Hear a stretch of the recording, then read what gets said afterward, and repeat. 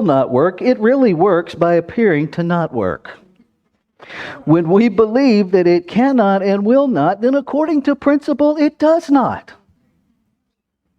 But when it does not, it still does. Only it does according to our belief that it will not. Did you catch all that? Yep.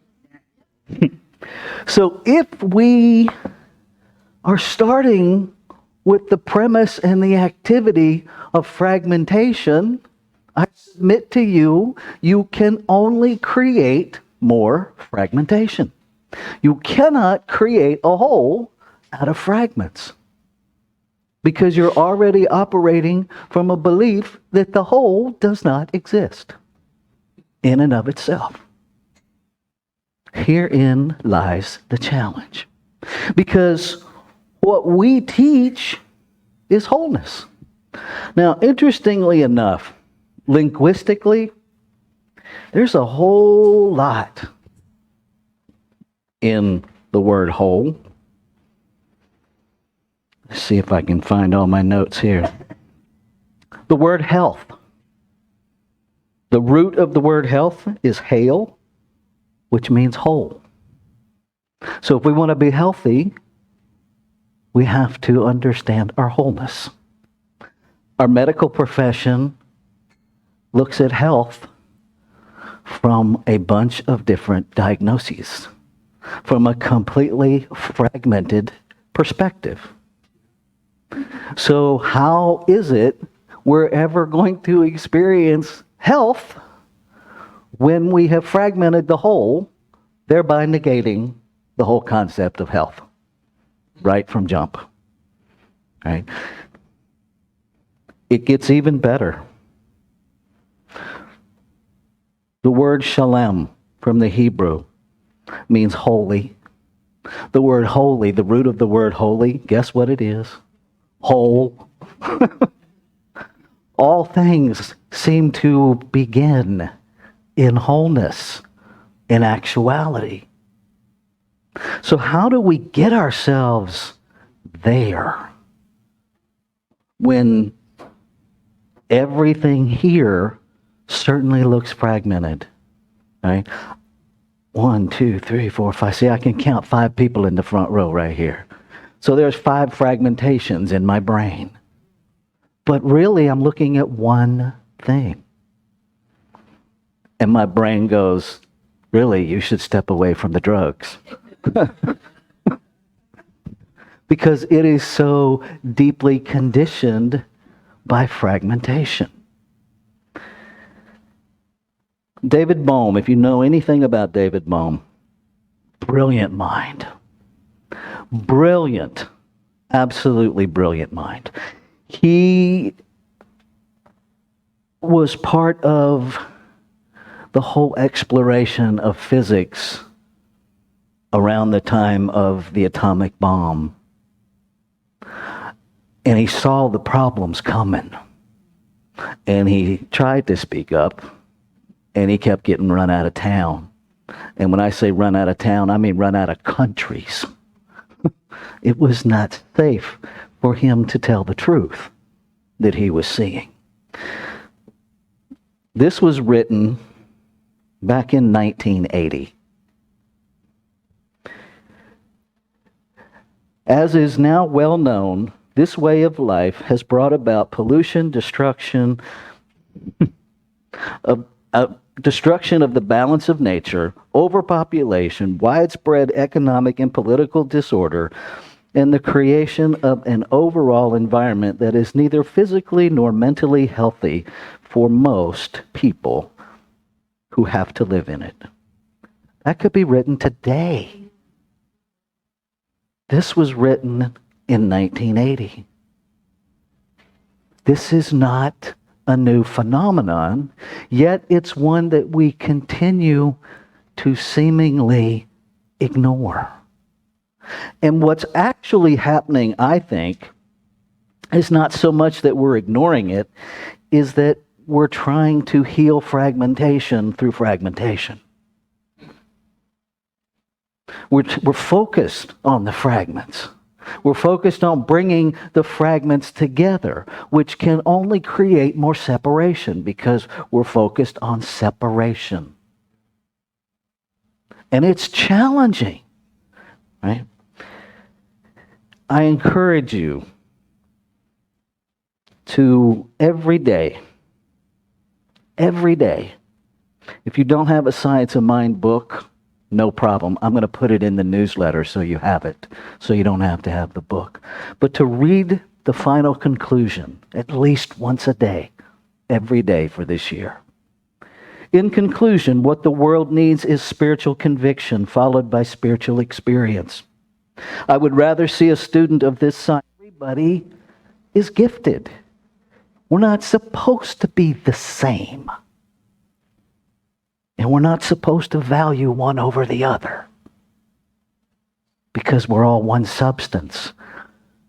To have a different level of value, last I checked, mathematically would require two substances. There's only one. How we shall use these gifts is all that matters. To hold one's thoughts steadfastly to the constructive, to that which endures, and to the truth may not be easy in a rapidly changing world. But to the one who makes the attempt, much is guaranteed. Doesn't say to the one who is the most successful. It says to the one who makes the attempt. The attempt. The essence of spiritual mind healing and of all true religious philosophy is an inner realization of the presence of perfection within and around about. That's wholeness. Everywhere you look, there it is. Everywhere you don't look, there it is. Everywhere you can't look, there it is. It is the hope of heaven. Heaven in metaphysics is a state of mind. It is the hope of wholeness in our thinking. The voice of God proclaiming, I am that which thou art that which I am. So now we have the whole reciprocity. Right? Every time you look at somebody, you're looking at God. Every time you talk to somebody, you're talking to God. God is talking to God. God is going out to dinner with God. God is having God for dinner, if we really want to get real about it. Right? And it's okay to laugh about this stuff because I think laughter helps our brain, because otherwise our brain just goes on lockdown. The amygdala has been around thousands of years longer than the cerebral cortex. Right? It's more polished at ignorance than our brain is at processing thought.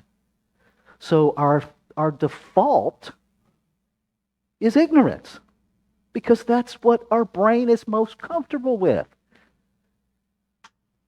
Doesn't mean it's accurate. It just means that's where it's comfortable.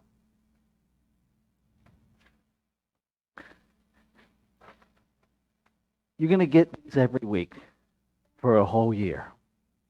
It's got a quote. It's got the talk summation there. It's got a place for you to write notes. And it's got some self-study questions for you to play with during the week. The reading, as best I can, is going to align with the talk. And it's going to nudge you to think. See, because it's really cool to think about the impossible, but you can't. I'll wait. It is impossible for us to think about the impossible because our thoughts can only recognize what we've already experienced. And if you haven't yet experienced it, you can't think about it. And that's what makes the impossible magnificent and magical. You will always be surprised because you haven't thought about it yet. Right? When we think about possibility, when we talk in this philosophy about infinite possibility, what we're really saying is infinite comfort zone. What I think is possible and what I self-select as infinite possibility that I want to experience comes from a past thought that it's possible.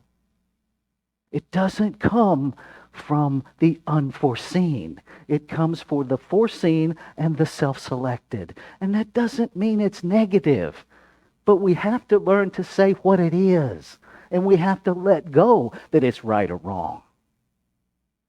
I have conversations with many of you every week, and the minute you start challenging your thinking, you go to, I'm doing it wrong.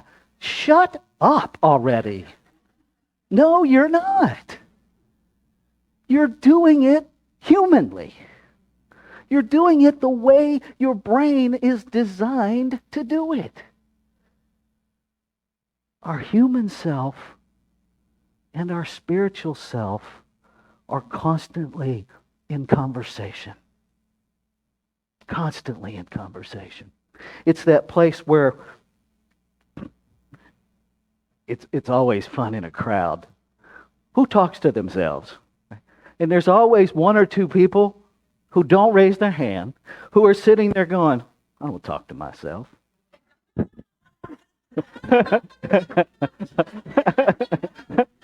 Okay. We all do it. But something in here tells us it's not okay to admit that. Most of us answer ourselves. Herein could lie some of the problem. If I am the greatest authority I have, the situation is already worse than I thought. Right? Sometimes I need to ask God outside of me to educate God inside of me. I tell people all the time, especially who want to engage in counseling, I don't have any answers for you. None. I am a tour guide. You have all of your answers, and I am happy to guide you to them. I am happy to listen deeply and be the one to say what you're saying that you refuse to hear. Because sometimes we need that. Because sometimes what we're saying is so loud that we can't even hear it. And it's so painful to own that we're saying it. We need someone else to say it for us, to us, so we can hear us. But nothing in that is wrong. See, in a whole, you can't have right and wrong. That requires two. In a wholeness, you can't have big and little. There's only one. So every place where there is a dichotomy, every place where there is a comparison, we are operating in fragmentation. Every place. Again, don't make us bad folks. Just makes us folks. It makes us having a human experience. We get to flip that. We get to have a spiritual experience. We get to take everything we're learning and put it into practice. We get to move out of our heads into our hearts, out of our heart into our life. There is a reason this book is titled the way it is. That's my belief anyway. A philosophy, we learn it. A faith, we practice it until it becomes a way of life. Imagine how you would relate differently if you started from the premise of wholeness. If you started from the belief that nothing is missing, there's nothing for you to go find, there's no discovery to be had, everything already is. What if you start there? For me, what I experienced was I became curious. I stopped looking for something that would fix me. Because in wholeness, nothing's broken. You're not broken. I'm not broken. Society's not broken. Our politics are not broken. I know. I know. I love it because I get to see the look on your faces that go, you just need to shut up now, dude. You have gone too far. I was all about the wholeness till you went there. I'm not talking about people's behavior. Behavior follows Rule 52. We have free will. We can behave however we choose, and we do.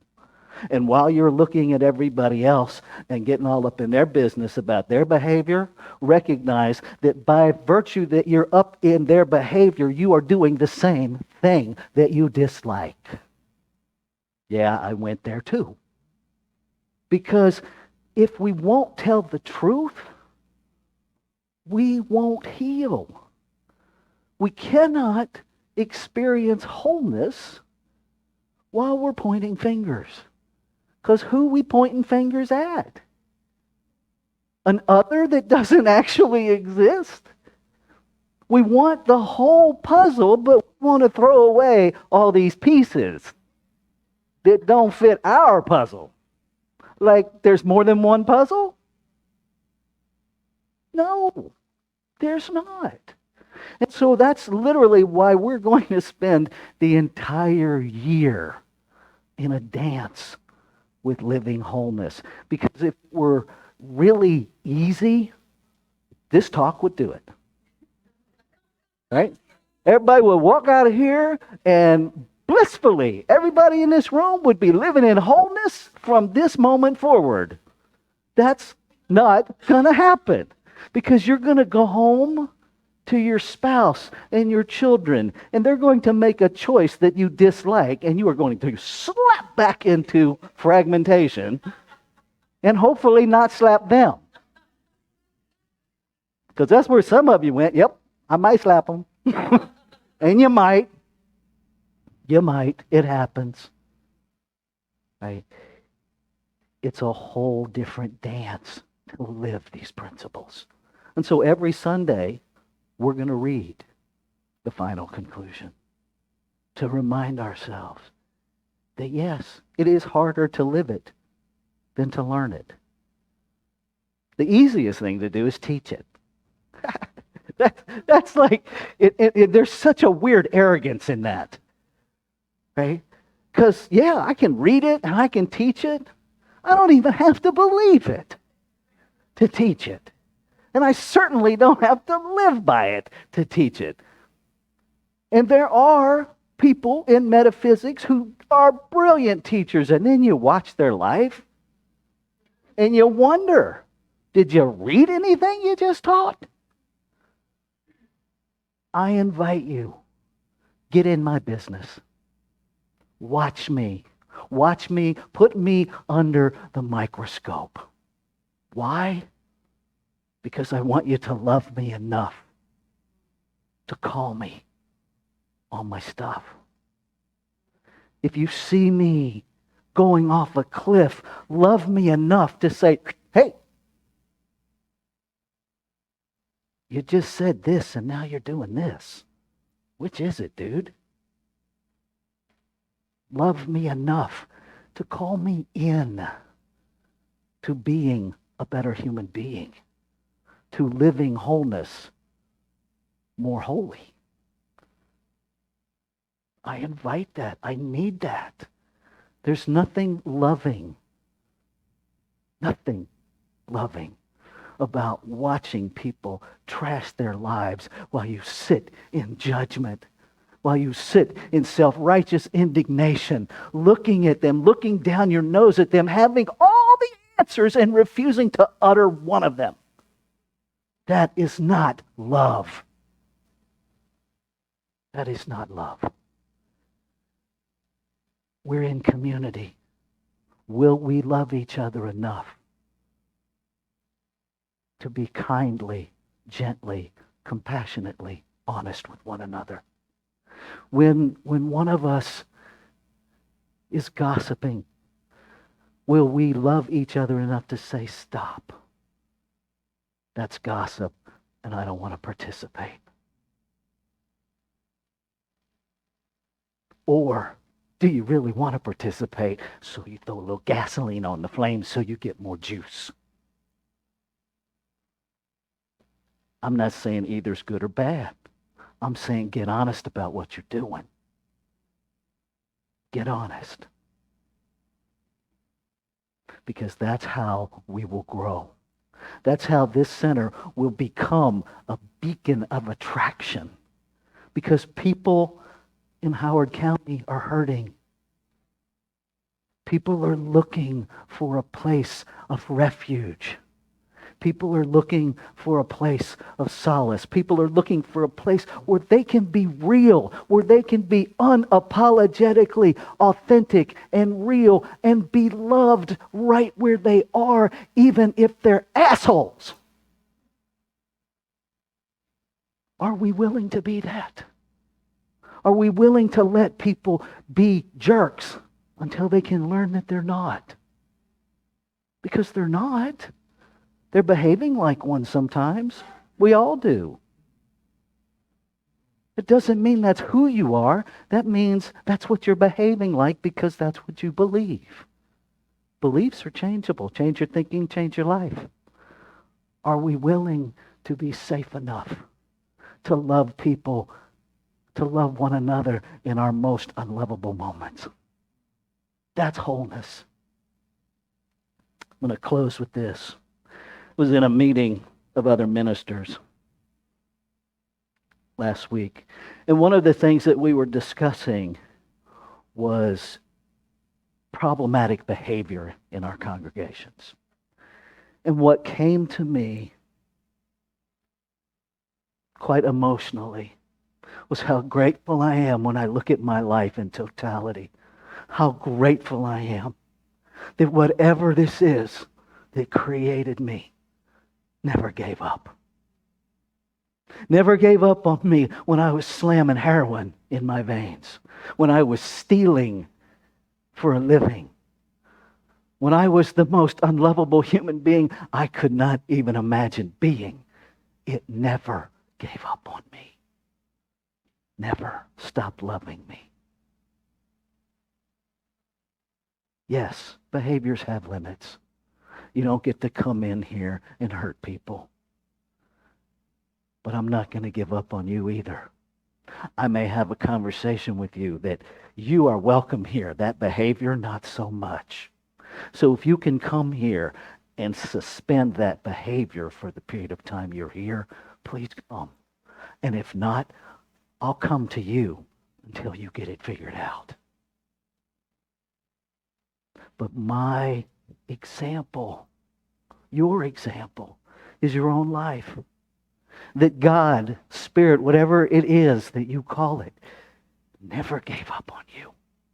There's nothing you can do to make it give up on you, because that would necessitate it gives up on itself, because there's only one thing. There is no condemnation.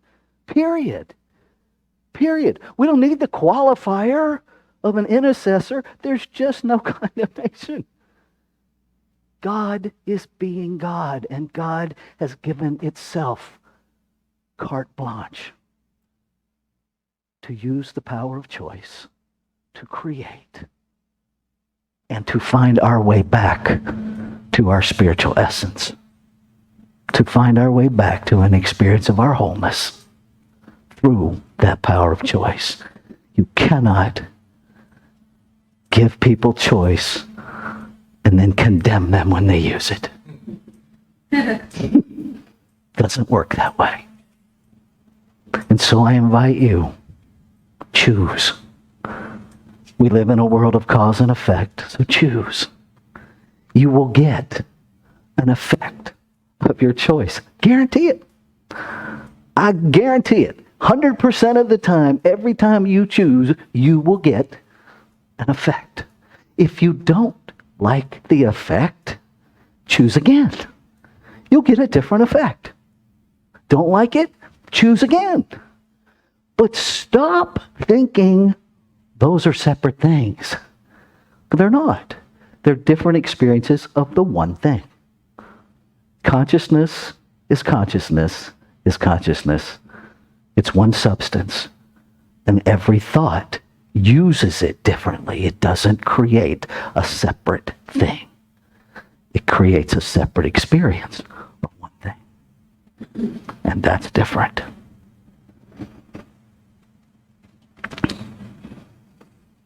I'm going to close with this Ernest Holmes quote as our prayer.